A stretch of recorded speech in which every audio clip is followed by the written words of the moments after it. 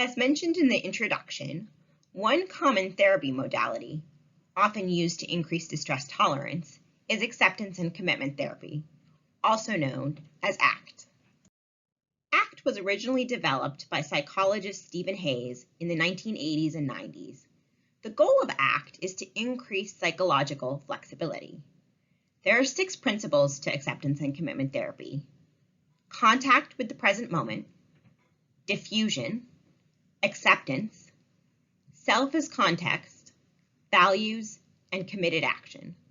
For this course, we will focus on a couple of these principles. The first principle we will focus on is diffusion. Diffusion, as Russ Harris describes, involves looking at thoughts rather than from thoughts, and also letting the thoughts come and go rather than attaching. On the next several slides, we will practice different diffusion exercises. I encourage you to do them along with me.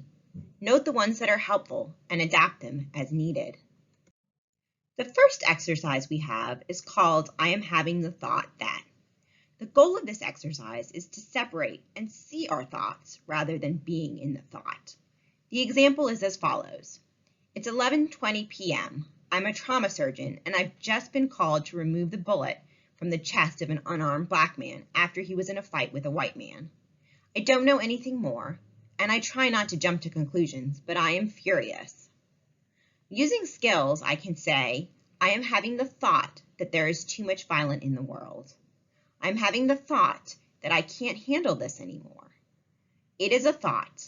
I am having the thought. I'm having the thought that I want to give up fighting for peace. This is a thought. It will pass. These are all thoughts. Each thought is just one of many. It is a thought. It is not me. It does not have to consume me. The goal of this exercise is to create some space between the words and oneself. This next exercise is called Leaves on a Stream.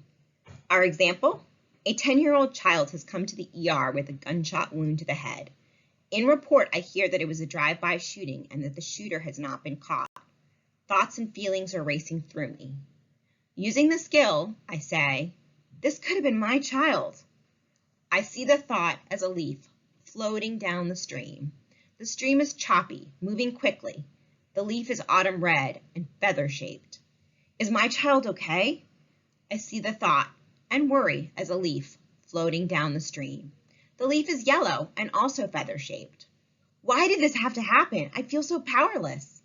Yet another leaf floating down the stream. I see the leaves floating away. I stand on the bank, watching the leaves come and float away. I do not attach to a leaf. I simply let it come, see it, and let it go. The next exercise is called Watch Your Thinking. The example here, I am a respiratory therapist. A woman aged 64 with a history of smoking comes to my floor from the ER. She has just been intubated due to complications from COVID. She has been vaccinated and boosted. She is holding a photo of a 7-year-old girl. I am told that it is her granddaughter. This is the 6th intubated COVID patient that has come to my floor since my shift started 4 hours ago. Using skills, I say to myself, there is the thought, it's never going to end. I see it playing on the television screen. The words come across in white font on the black screen. They are little, but the lines repeat over and over. The scene passes. There is another thought that comes in. This grandchild may never see her grandmother or caregiver again. This time, the screen shows the words in yellow cursive script, a blue background. The music is playing. I watched as the thoughts play across the screen. The next exercise is called Thank You Mind. The example is, it's 10 p.m. and I just got done with a long shift on parole. I feel exhausted and want to relax. I've been using benzos, Xanax, Ativan, etc. for a while now, but I just entered treatment and am in recovery. Unfortunately, my friend and roommate still engages, and I know where his supply is. Maybe I can just take a few this one time. As I use the skills, it sounds like, maybe I can just take a few this one time. Thank you, mind, for the thought. I hear you, and I move on. Come on, one time won't hurt. You'll feel better, and it's been a long day. Thank you, mind, for the thought. I hear you, and I move on. The last exercise for this section is called, Is this thought helpful or useful? The situation, I just arrived to the scene of a drunk driving accident. The drunk driver hit a sedan with 2 young children in car seats in the back. The car is starting to flame. Both children need to be rescued and are in equal danger. I run to the right-hand side of the car and start working. As I work, the thoughts come up. Hurry up! I need to get both of these kids out. Did I make the right choice by starting on this side? I take a breath and I ask myself, is this thought useful or helpful? I conclude it is not, and I ask it to step back and let me focus on the task at hand, getting the child in front of me out. On the previous slides, we provided several examples of diffusion, how to let thoughts pass.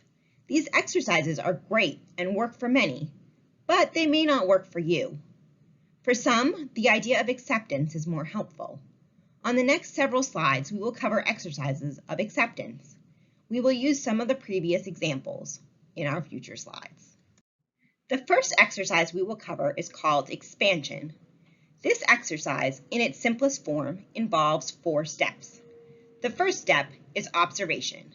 How do I feel in my body? What do I notice? The second step is to take a breath. Breathe into these observations and make room for them.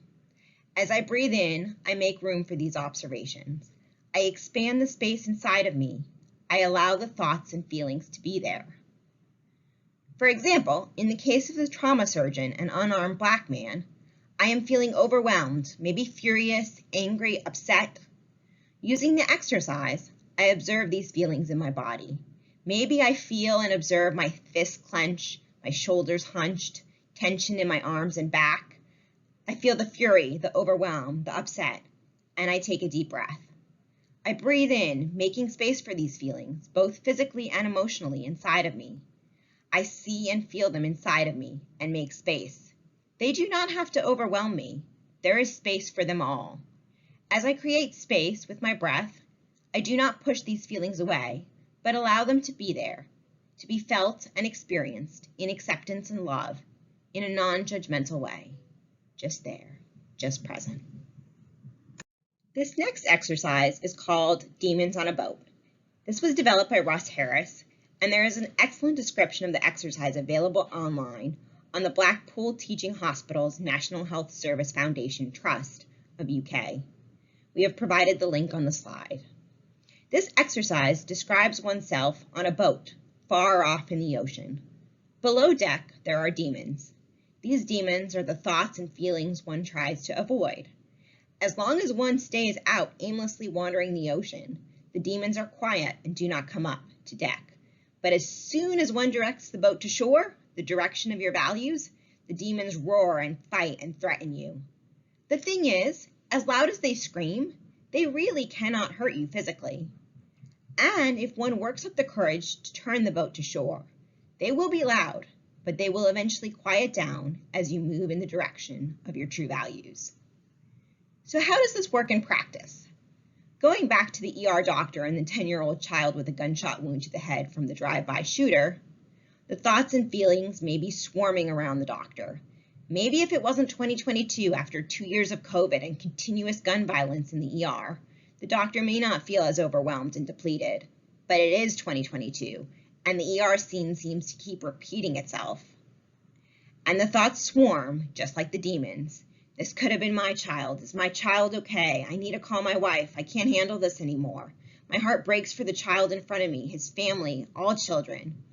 All of these thoughts and feelings rushing to the surface. How do I cope? I focus on my goals, on my values.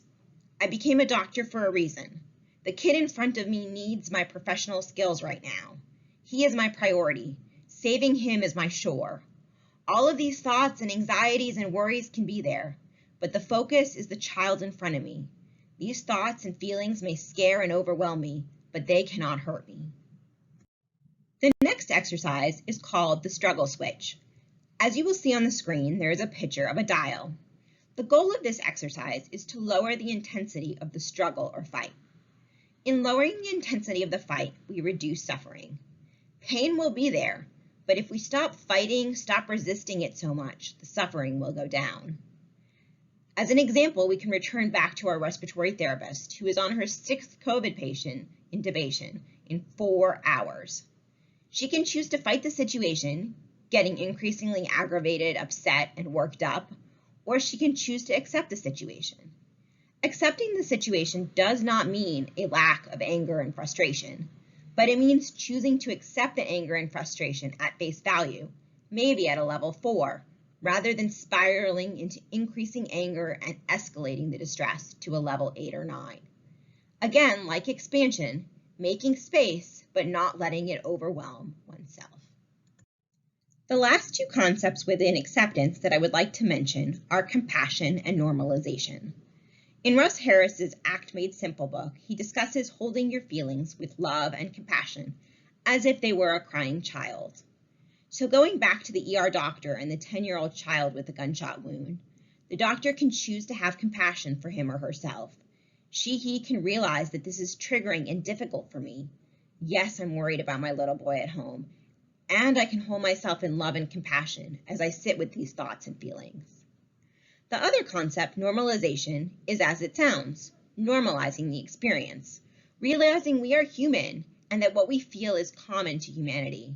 The trauma doctor may be upset over the unarmed Black man who was shot, is having a normal reaction. Her internal experience or his internal experience is normal, and in recognizing the normalcy, it is easier to accept and have compassion.